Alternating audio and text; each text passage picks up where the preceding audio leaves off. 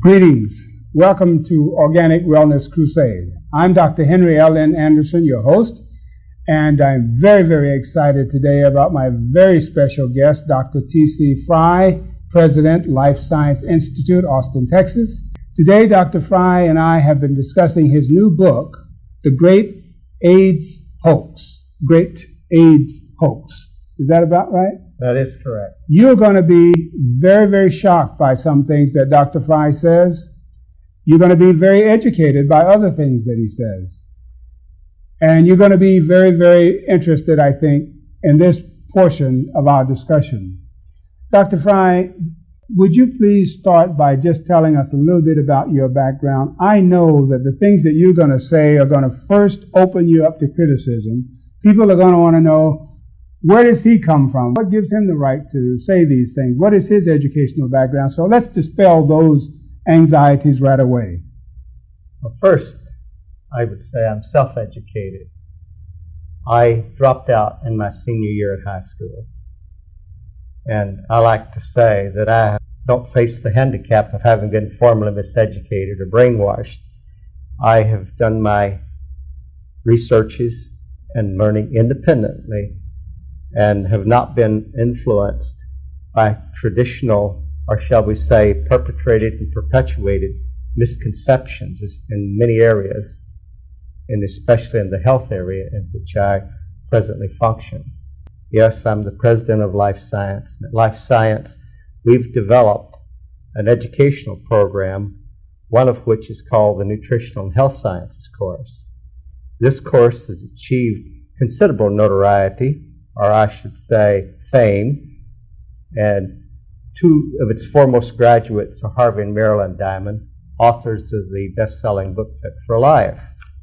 The course has been translated into French and has been adopted as curriculum at the Department of Medicine, University of Paris in France.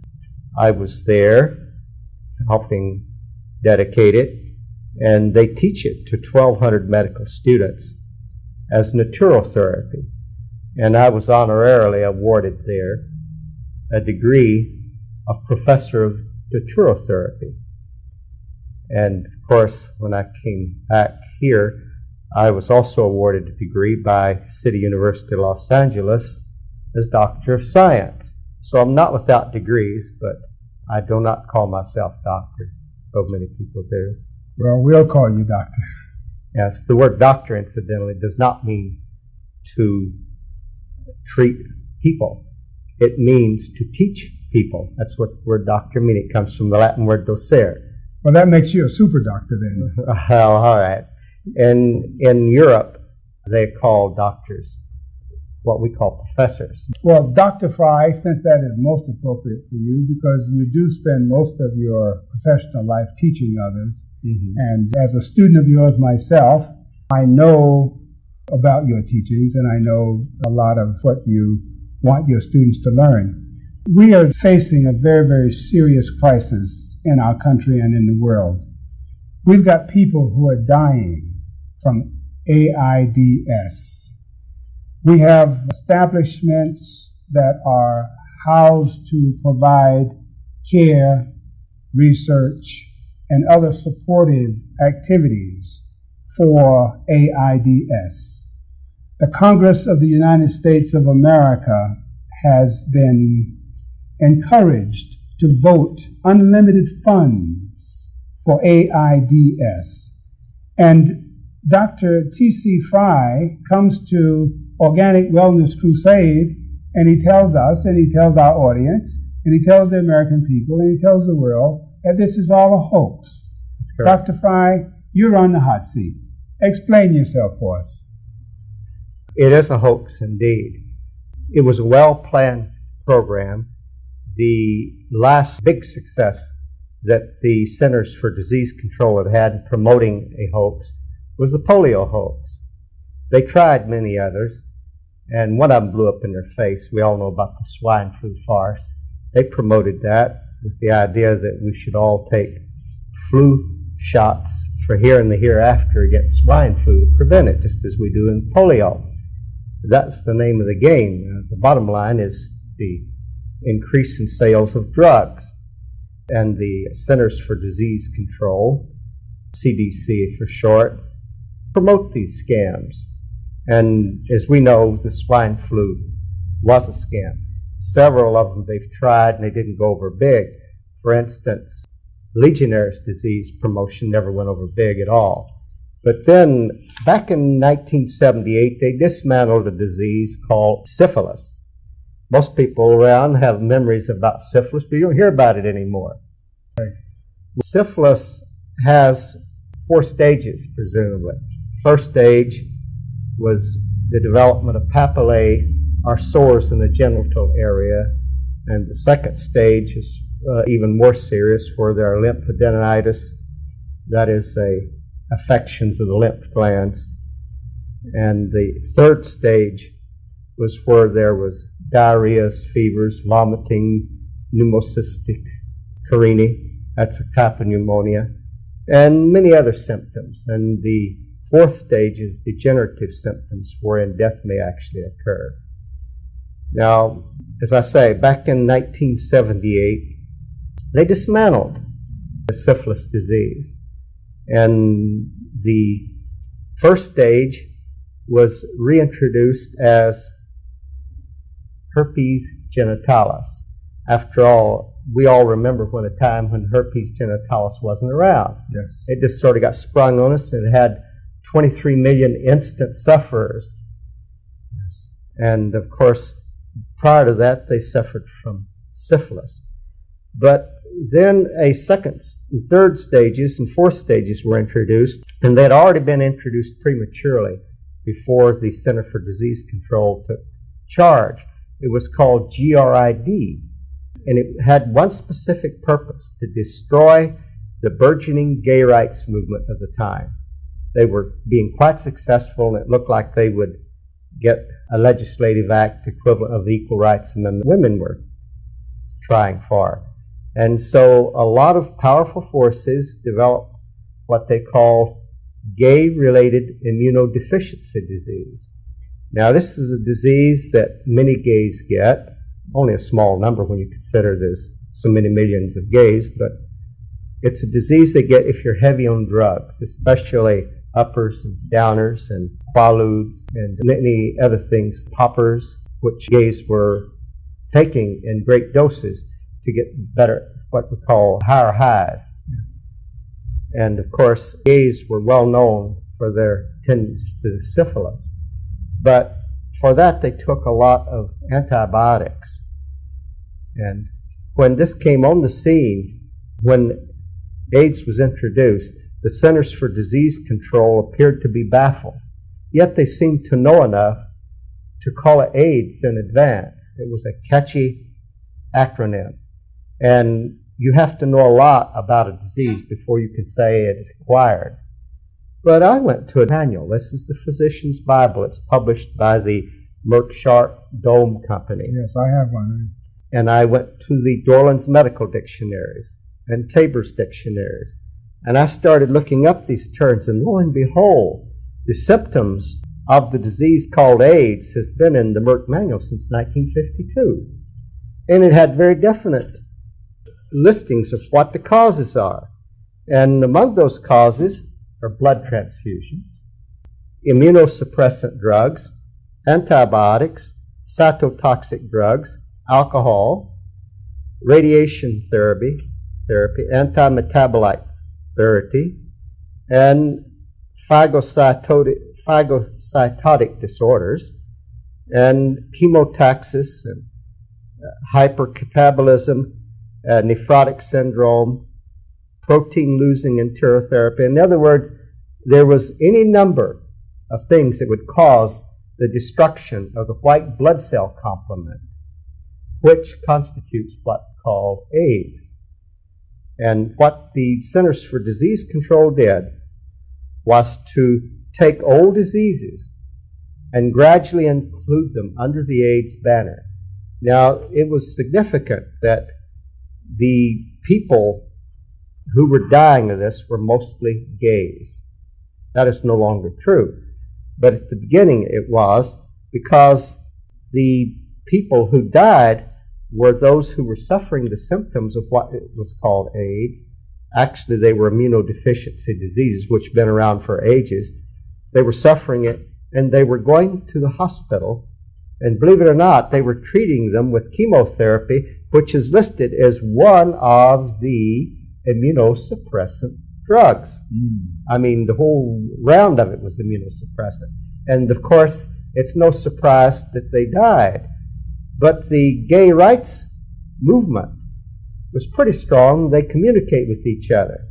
And they begin to realize that their poppers, uppers, and downers and their drug habits were causing this, as well as heroin and other intravenous drugs.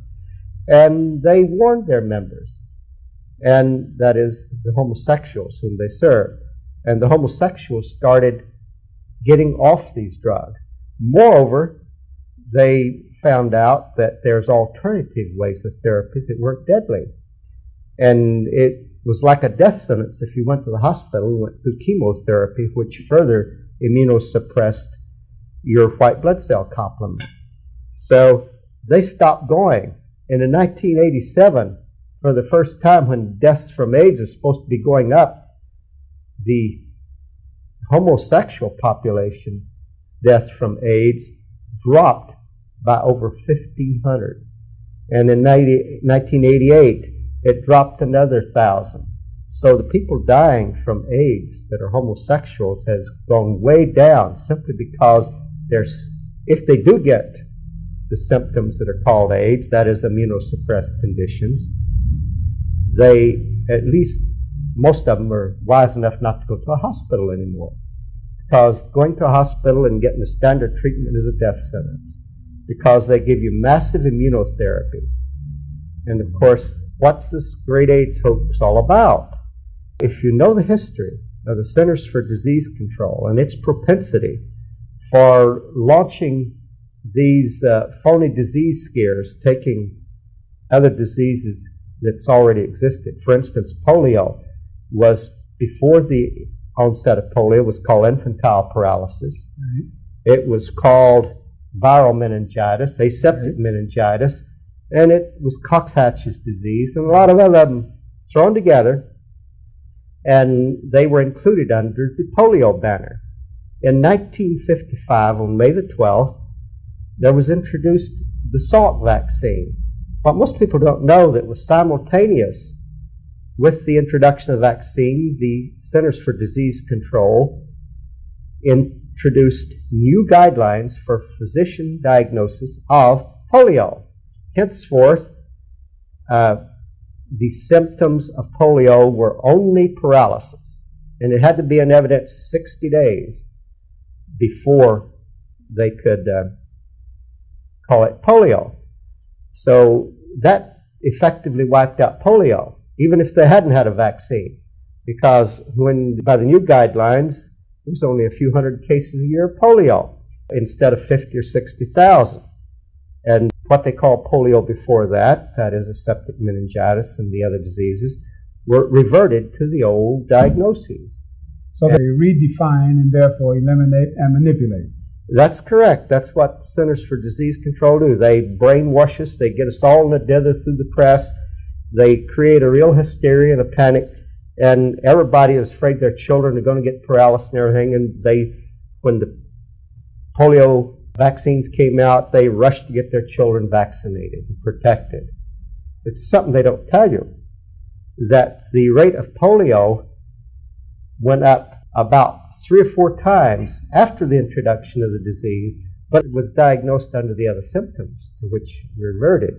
And of course the paralysis was more, but it's still only a few hundred cases a year. So the whole idea was to establish the basis for selling you a polio vaccine from here to hereafter. Now the Salk vaccine is very deadly. It killed more people, it killed more children than the swine flu vaccine. But they had that one under control. It didn't get out of hand. But lots of children were killed by the Salk vaccine, so they quietly discontinued it and substituted what they call the Sabine oral vaccines. They don't care what they're selling is the name of the game. And of course, it does not prevent any of the symptoms called polio if you take into consideration that aseptic meningitis and other designations were what they were calling polio. Dr. Fry, Yeah. I can see our audience getting a little bit antsy out there. Uh-huh. You've made a few very glaring accusations. I want to zero in on those and give you a chance to individually respond in detail. Mm-hmm. For example, you just said a very touching thing, and that is that the Salk vaccine that a lot of mothers felt was a gift from heaven killed a lot of their children. Now, that's a very serious accusation. Well, it's not a serious accusation. It's a matter of statistics. It's on record of doing so. Perhaps you heard about in 1957 when they said a bad lot of vaccines from Cutter's Laboratory in San Francisco was killing the children. Well, the truth is the Salk vaccine itself was totally disastrous, and it was withdrawn. And the Sabin vaccine was substituted instead. This was in the polio, but I mean, we still take polio vaccine. That's the name of the game, the bottom line, so to speak. And of course, there's other fallout from this. Now, if you go to the AIDS hoax, the Centers for Disease Control, especially the sexually transmitted disease section, of which Dr. James Curran headed, was in much danger of being cut back under the Reagan administration. So their situation called for bringing in something sensational, not only to maintain themselves, but perhaps to increase their budget and increase their research department and increase the salaries and importance of the people there. And of course, they had already just under cooking on the back burner, so to speak, when they dismantled syphilis back in the late 70s. And it reintroduced the first part of syphilis, the first stage, as genitalis herpes, or herpes genitalis. So you see, the stage was being set already, and along come these opportunists and call the homosexuals' drug habits, which were killing them, call it GRID. And all drugs are immunosuppressants. They suppress the body's white blood cells. They destroy them, because the white blood cells are the body's first line of defense in the fluids. It goes after poisons in the blood, even if they're destroyed in the act of apprehending and trying to eject these poisons. And that's exactly why they're immunosuppressant. They die in the process. They die in millions and billions trying to apprehend and get these poisons out of the system. A person says, I've got a headache, I'm going to take an aspirin. What is that person doing? He's suppressing the symptoms of a highly toxic body. You get a headache only if your body is toxic. And the body responds to this toxicity by a process of trying to keep the blood to the brain pure. And what it does is to place a barrier in the bloodstream. It constricts and it causes tremendous pressures in the head. And this is what causes the headaches, tremendous pressures in the head.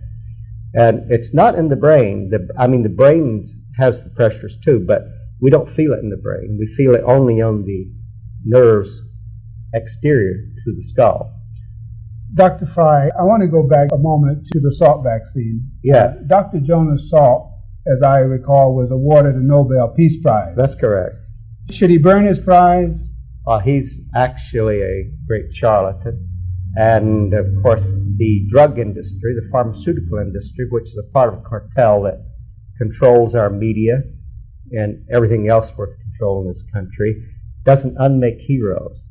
He's still a hero in their books, but actually his vaccine was a disaster. Are you suggesting that the Center for Disease Control in Atlanta, Georgia is a pawn of the drug industry, the pharmaceutical industry? I'm not saying or suggesting it is, I'm saying it is. Well, it serves not only its own bureaucratic purposes, but it's a pawn of the pharmaceutical industry. It is not a governmental agency? Centers for Disease Control is a governmental agency, and it acts as if it were an agency or an association for the pharmaceutical industry in reality. But it does have a lot of legitimate functions. I see. But by and large, it's not needed. It was set up to serve the pharmaceutical industry at government expense. I mean, that's not unusual because the cartel that controls this country takes in more than half the national budget to itself. For instance, the Federal Reserve System is not federal at all, it's privately owned. And it pays about $200 billion in interest a year to the government pays this to the Federal Reserve System, and this is a private income. Has nothing to do with our people. And that is really pass-through money. The Internal Revenue Service collects this money and passes it straight through to the Federal Reserve System, a private banking system. And when you go to the defense industry, and you go to the medical, Medicare, and all the other government-sponsored programs, when you go to the FDA, and you go to the CCI, and all the other public health service agencies set up under government sponsorship and paid for by the American people, but they're actually serving private industry, especially the pharmaceutical, drug, and hospital industry. Dr. Fry, you just said in your own way that Peter Jennings, who's paid $3 million a year, Walter Cronkite, and all of these wonderful newscasters that we've grown up watching, are actually telling us lies over the public media. Now, they can't, these men are well-trained, they're highly educated, they're very professional, as you know. They can't possibly know that they're telling us lies. They can't possibly know that when they repeat a news release, for example, from the Center for Disease Control, that this is a big lie that they're perpetrating upon the American people. They probably wouldn't know it at all. They are well paid. They know who pays them and what they get paid to say and what they shouldn't touch. See, there's a lot of no-nos in areas you don't touch, but they know what they're supposed to report and highlight, and they're controlled very much by the networks. And these networks are controlled by the cartel, which controls everything else worth controlling in this country. The cartel actually outright owns the pharmaceutical industry and our chemical industries, including our organic indisposition, I should say, that is the pesticide chemical companies. They own those outright and they promote them. And it's quite a blow to them when the media, which they also control, don't get the message right and start knocking their pesticides. They used to be promoted and they try and keep it under control. However, the cartel at the moment is beginning to realize that maybe the health of the American people is important after all. We notice that they're really trying to get the American people to stop smoking. This cartel realizes that the American people who smoke cost them about $5,000 per worker per year in the workplace, whereas when they consider their profits from the sale of cigarettes, it's only about $150 per person per year, and it's not nearly comparable to what it's costing them on the other side of the ledger. So they've really came out against smoking. Interesting. I want to look at the audience for a moment. Yes. Here we are, watching our 6 o'clock news programs. We're believing what we hear on the media. We know that people are dying of AIDS because almost all of us know someone who's died of AIDS. We see press releases coming out of the Center for Disease Control. We hear the same thing being said in all parts of the country. We hear our own medical professionals uttering the same things. And then we have Dr. T.C. Fry, who comes and says to us, Rock Hudson did not die of AIDS, that Liberace did not die of AIDS. And the man on the street is very, very confused. The woman in the beauty shop now doesn't know what to think. Dr. Fry, help the common everyday American who is dependent upon information mainly from the electronic media and the newspaper media. Help the common person on the street understand what's going on here. Now, I realize that we're not going to be able to finish all of this, and we're just going to continue. If you have the time, I want you to continue with me. First, let us understand that what is called AIDS is what Rod Hudson and Liberace did indeed die of. They call it AIDS, but before that it was called by the names. If I look at my list here, it was called A-gamma globin anemia in the case of children. It was called in the Merck manual, it was called CIDS, Combined Immunodeficiency Syndrome, and it was called IDS, Immunodeficiency Syndrome. It was called agranulocytosis, which means a shortage of granulocytes. These are basophils, xenophils, and other blood components, that is white blood cell components. It was called alymphocytosis, DiGeorge syndrome, and it was called granulocytopenia, Kaposi sarcoma, leukocytopenia, lymphocytopenia, neutropenia, pancytopenia, splenic deficiency syndrome, thymic lymphoplastia. In other words, these names are some of the names that were applied to conditions presently covered by the banner of AIDS. And the people don't read the manual as a rule, but it's been on the scene for many years. And it came in 1952 into the Merck manual as immunodeficiency diseases. And when you go back and look at the old manuals and the current manuals, you'll find that they've done a switcheroo. It is very odd that in the 14th edition of the Merck manual, on page 288, they talk about immunodeficiency diseases, and it gives all this information that I'm speaking about, the causes, so forth. When you come to the 15th edition, on page 288, it has AIDS. I see. Dr. Fry, it has been a pleasure discussing with you up to this point. Obviously, there's a lot more to be said, and we're not through. And I'm glad you have some more time to come back with us for some more discussion. When we come back with Dr. Fry, we want to discuss the virus theory, and let Dr. Fry relate that to the current discussion on AIDS. We thank you for joining us, and we'll join you again. Thank you. It is just a pleasure to have you. We'll continue this discussion. We will. When do we do it? We're going to do it after just a...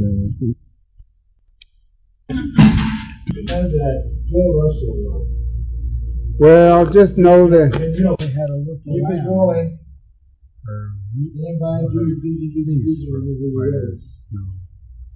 And everywhere that Mary went.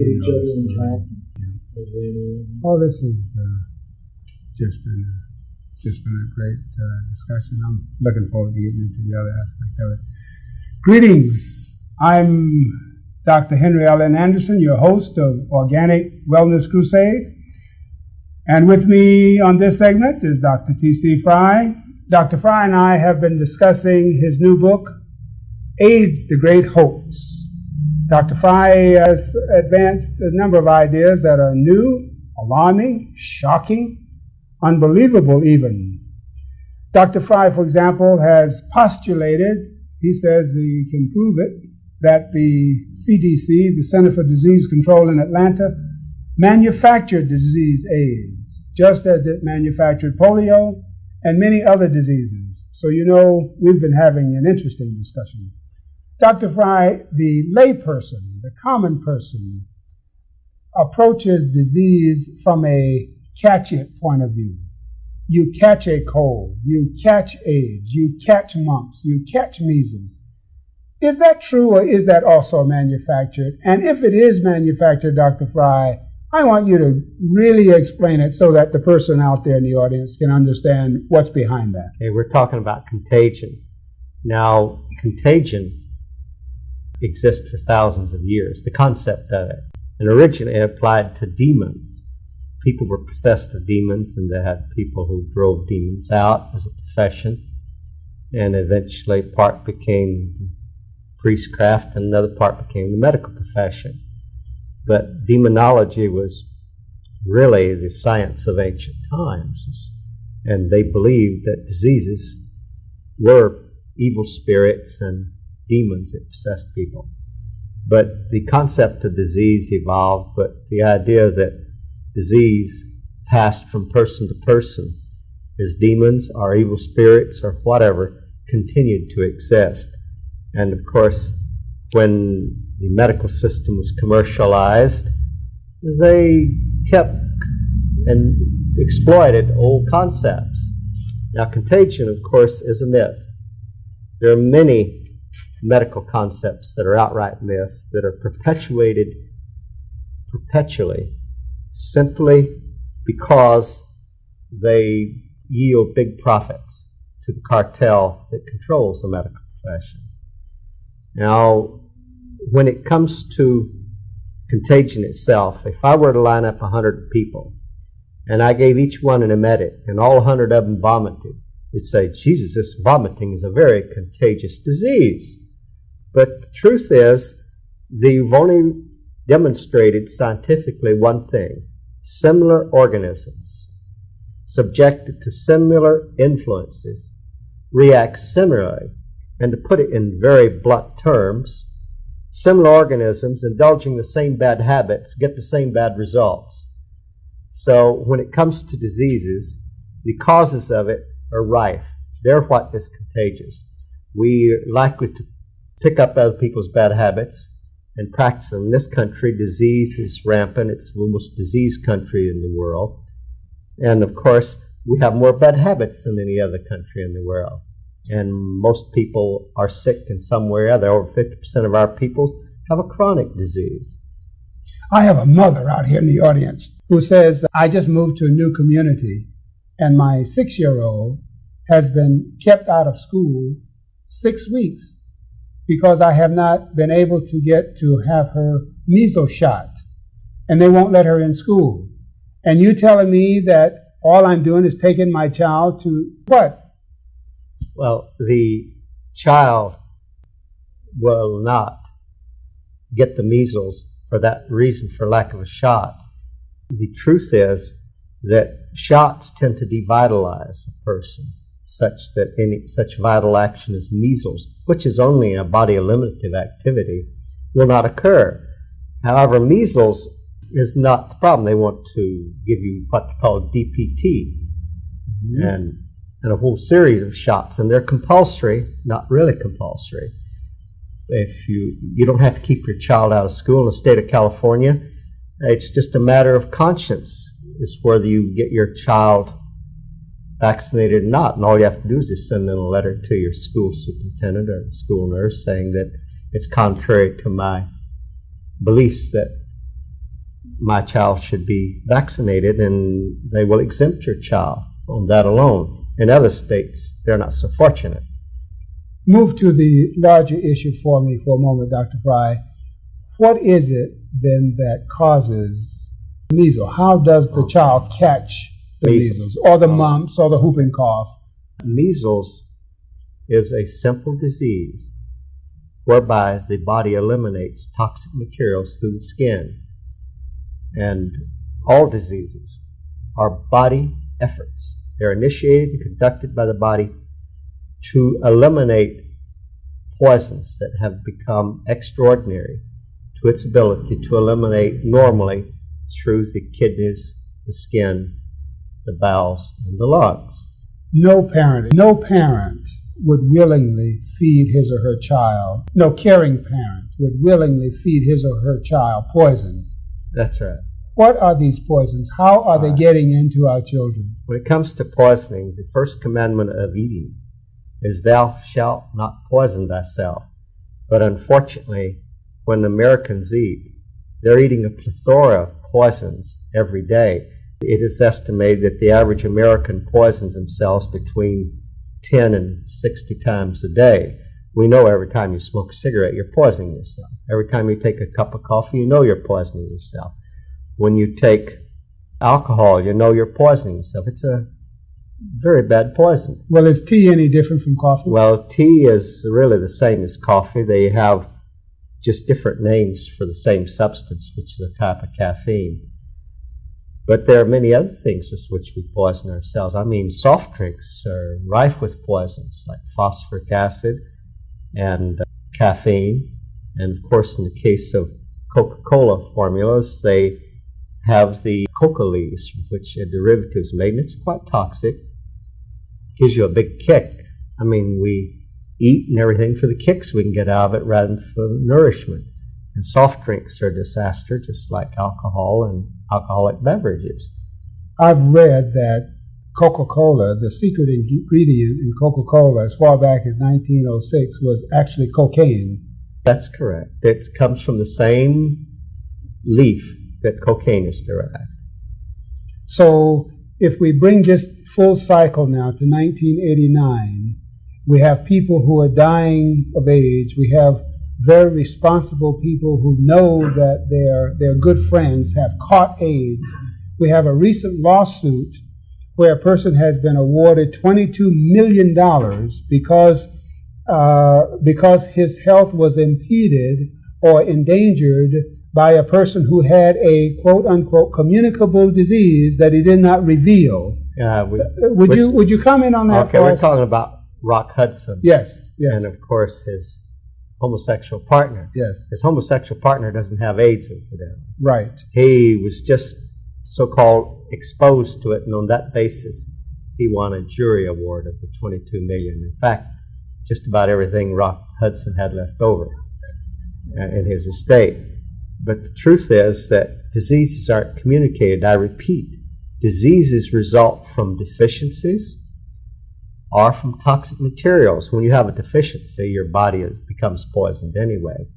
Now, the reason that you have an immunodeficiency, that is a shortage of white blood cells in your blood, is because so many of them are destroyed in apprehending and ejecting toxic materials, especially from drugs like heroin, cocaine, poppers, uppers and downers, and things like this, which the gay crowd were so fond of, but which they're giving up pretty much now. Are you saying, Dr. Fry, that if in fact Rock Hudson had AIDS, his lover, unless he were doing the same kinds of habits as Rock Hudson, was in no danger ever, never? No danger. And the idea that a virus caused this has never been proven. In fact, if the proof means anything, it means it doesn't. What exactly is a virus? Well, a virus is an evil spirit, but I'll tell you what they've settled on it. Virus was already, in the last part of the last century, beginning to be referred to as a cause of disease because it was already evident that the bacterial theory of disease causation wouldn't fly, because there was Koch's postulates which said if an agency causes a disease and the disease itself, that agent must always be present. And it all said that if that agent is caused the disease, its presence must always occasion the disease. This is demonstrably false. For instance, in actual AIDS cases, people in the hospital and dying of it, less than 50% of them had the so-called AIDS virus, which is a weak form of a retrovirus. Anyway, they have found, they say, 1.5 million people in this country with the AIDS virus. That's the estimate. Yes. And they say they're living under Damocles' sword, and it's just a matter of when they get it and when they die. But the truth is, they don't have the virus. What they have is a so-called antibody to the virus. And if you remember, the rationale for getting vaccinated is so the body will create antibodies and you will be immune to the disease for which you have the antibodies. Well, here they've done a switch in their rationale, and now having the antibodies means that you're subject to getting the disease. That's some flip-flop, if you will, but I mean, they don't think the American people are thinkers. They take them for suckers, and that's the way they've been. I want to try to clarify a point. I have read in some of your literature, one of your books, that a virus is really not alive, but is a dead substance, and a dead substance. Why don't you pursue that? All right. Let us know exactly what a virus itself is and whether, in fact, it plays any part in disease. A virus, so-called, is always dead. There's no such thing as a live virus. Even the so-called live viruses means they were obtained from live tissue instead of dead tissue. But viruses, so-called, are actually genomes. A genome is the genetic material. And if you look at a cell in your body, you have about 100 trillion of them. And each cell has a nucleus. And these nucleuses disintegrate when the cells disintegrate. There are lysosomes which dissolve the cell. And of course, they do not do a thorough job, and the actual nucleus of the cell is well protected. Well protected. And in degenerating it, it may not completely destroy that nucleus, which is the genome for a cell. That is where the chromosomes, the genetic material, is housed. If it's not destroyed, it just floats in the system, and it's called a cytomegalovirus. But something that most people don't realize is each cell has from maybe 20, 30 to 40,000 mitochondria in it, each cell. A cell is a little walled-in city, and it has these residents there as independent forms of life, just like bacteria, an independent form. In fact, they're no larger than a bacterium. So when the cell is destroyed, these mitochondria are also destroyed, and each mitochondrion has a genome. That's a control center. A genome is to a mitochondrion, or organelles, which they're called, what the brain is to the human body. It's a control mechanism. It has the blueprint whereby that mitochondrion creates our energy from glucose. It has the blueprint for making specialized proteins that the cell and even the body needs. These mitochondrions are really the basic unit of life. They have collected together, and they have a protected environment called a cell. And of course, cells have united together, and they have a protected environment called a body. But when the cells die, and we have maybe 300 to 500 billion cells dying every day and being replaced at the same rate as a rule, the dead cells disintegrate. When you figure it out, if there's, say, 500 billion cells a day dying, and each one has 20,000, shall we say, mitochondrion dying, well, you have several quadrillion, maybe a quintillion of genomes that are involved. And if those that survive or don't get completely destroyed, they're dead, yes, but they just float around in the system.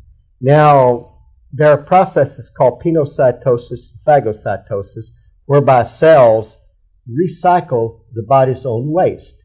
The body's own waste are very subject to use. It's not an alien material. And all it does is the cell takes it in, it actually invaginates it, becomes a little dent in it, and then it envelops the material, and it forms an impromptu stomach, and lysosomes, again, go in and digest this material and break it down into the proteins, the amino acids, and the fats into simple fatty acids or monoglycerides and glycerols, and then the cell can use it. It reconstitutes it into its own materials. So what they're calling a genome is that material which floats around that came out of mitochondria, but they're calling them viruses. After all, the system is based on drugs, and it needs scapegoats in order to justify the system. They're sending the drugs in to destroy these so-called things. Never mind that the drugs destroy the human being more than they destroy anything else, and dead material don't have to be destroyed, it's already dead. When you say the system, are you talking about the body mechanism or about people? When I'm talking about the system, I'm talking about the medical system. Okay. Which controls it, right. They need scapegoats. And when you have disease, they want you to use their representatives, which are called physicians in hospitals and clinics. They want you to go there and get treated, because these people are trained drug peddlers. They don't realize it, but they are sophisticated in drug dispensing. They've been taught that. They're not taught about health in the medical schools. They're taught about dispensing drugs. The drug pharmaceutical houses, they need drug peddlers.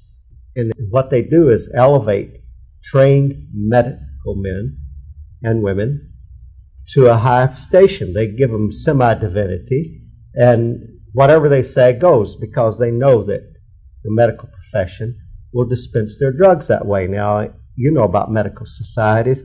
If someone wants to go and get people healthy and not dispense drugs, they get kicked out and they lose their license, because the system is set up to serve the drug industry and not to serve the people. I've had several MDs take our course, and I've had one in Idaho who started fasting people, giving them raw diets, more fruits, and for not dispensing drugs, he was kicked out of the society. Well, he kept on practicing, and they hauled him in for violating the Medical Practices Act. And the judge told him if he so much as prescribed a glass of water to anyone hereafter, he would be hauled into jail. So he can't even prescribe a glass of water for a dying man.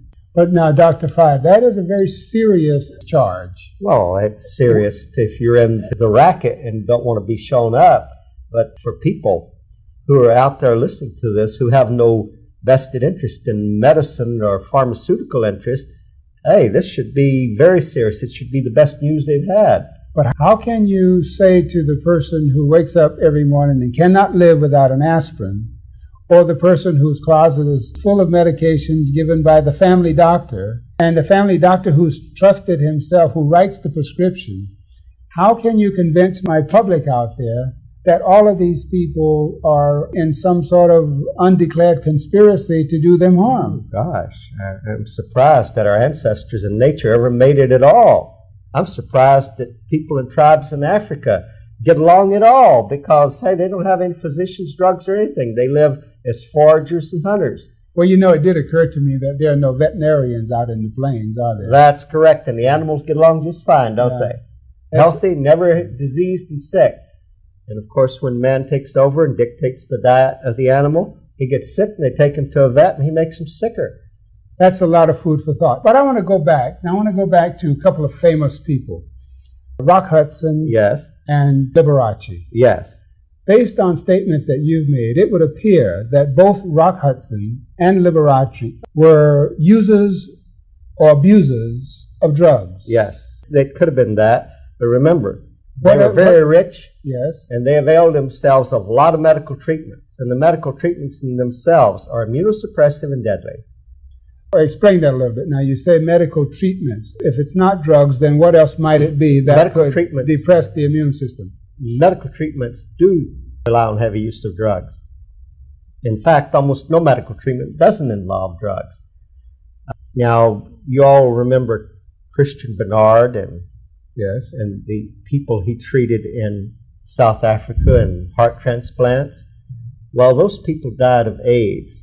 And they described their life after heart transplant as living hell, because what he did was to give them immunosuppressive drugs so that they would not reject the heart. Well, these immunosuppressive drugs actually destroy white blood cells, which would destroy alien organisms in the body. And they recognize someone else's heart as an alien protein, an alien organism, and it will destroy it. So they give drugs to inhibit that destruction. And of course, that is the key for making heart transplants, is to keep it from being rejected, because if rejected, you'll die. But you just said that they died of AIDS. But they died of AIDS instead, right, because they were pumped full of immunosuppressive drugs. But isn't that inconsistent, though, with your thesis? No, it's not consistent. Look, AIDS is only an acronym that applies to diseases that have been around and actually been in the medical literature for over 400 years. I see. So you're using the term as it is commonly used, not as a description of what... That's correct. In using the term AIDS, we understand that to mean an immunodeficiency syndrome. Incidentally, I told you a while ago that immunodeficiency syndrome is in the Merck manual and has been for about 45 years or so. But there's also acquired immunodeficiency disease in there. And this merely meant that you got it after birth. If you were born with it, and that's agammaglobulinemia, It is called congenital. Okay. And congenital immunodeficiency, and if you got it after, it's called acquired. That's what the way, it didn't mean it was contagious, but the Centers for Disease Control present the context as if it were, because without contagion, the medical system is dead. That concept is central to it, as are some of the other concepts like infection, things of this nature. Now, Dr. Fry, I know that you're not a psychologist or a psychiatrist and you don't practice psychology. Yeah. But I got to ask you this question because there are a lot of people out there watching this program right now who actually believe that a friend of theirs has AIDS, or in fact that they themselves have AIDS. Now, when a person believes that he has a disease, how many comment on that? What is the real situation with that person? Well, sometimes the depressing effect of a belief can cause what's called psychosomatic disease, but it really doesn't have all that much physical effect that you imagine. It's just that the body fakes it. And the real condition of the body, the physicians will never discover anything. It's all in your mind, and it's literally true in the case of psychosomatic disease. However, when it comes to diseases, and you actually get AIDS and things, it's not something that happened in your mind, it's something that happened inside your body that actually caused it. And usually it's a drug. It can be a recreational drug. Any drug causes the white blood cells to act like a suicide squadron and going into the body, apprehending the material and getting it out. And it can destroy the white blood cells. And if it's very, very virulent, that is poisonous, like heroin and things of this nature, it can destroy your white blood cell complement very speedily. I mean, it's well known that heroin people often die. They call it overdose because it continually increases. But what it does is just increasingly destroy their white blood cell complement such that they're unprotected and they get into what they call these opportunistic diseases because the body must extraordinarily eliminate this garbage, which the white blood cells didn't do because they were destroyed. You have said, and correct me if I have heard you incorrectly, you have said that all drugs work to destroy the body's immune system. That's correct. You have said that drugs are a lot broader in their actuality than the street drugs, or the heroin, the cocaine, the things that people normally think of as drugs. I want you to imagine an ordinary dinner table or an ordinary kitchen in an American household.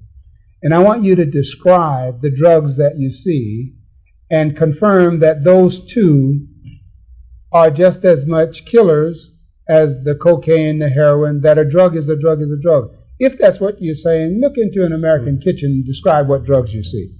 Yeah, okay.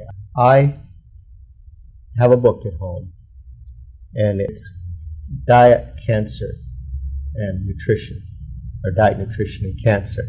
And it actually catalogs hundreds of cancer-causing agents that people eat every day. Heated fats came in for a lot of this, and it especially said to be responsible for bowel cancer, which kills a lot of people in this country. And it spoke of heated fats. It also spoke of proteins that have been heated. Now, we know that proteins that have been heated cannot be used by the body. So when you cook your meat, that rare part may be intact enough that your body can break it down to amino acids and absorb it. But that which has been heated and deranged, it becomes coagulated. You can see this happen very quickly in the case of heated cheese and heated eggs. Well, you can no longer get any amino acids out of that. The bacteria will break this down as organic materials, and the byproducts of bacterial putrefaction, that's what happens to proteins, is such things as ammonias, mercaptans, scatols, indols, phenols, ptomaines, leucomaines, and a raft of other poisons, which, if the body absorbs them, intoxicate you. And the average American is a very intoxicated person. They may not agree with me, but all I have to do is put you on a fast, and within 24 hours, your tongue will coat up so much you'd think a snowstorm hit it. This is merely a symptom of body detoxification. And you can't detoxify unless you have toxins in the system.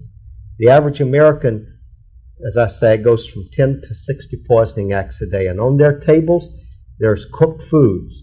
Cooked foods contain a lot of deranged substances like deranged proteins, deranged carbohydrates, deranged fats.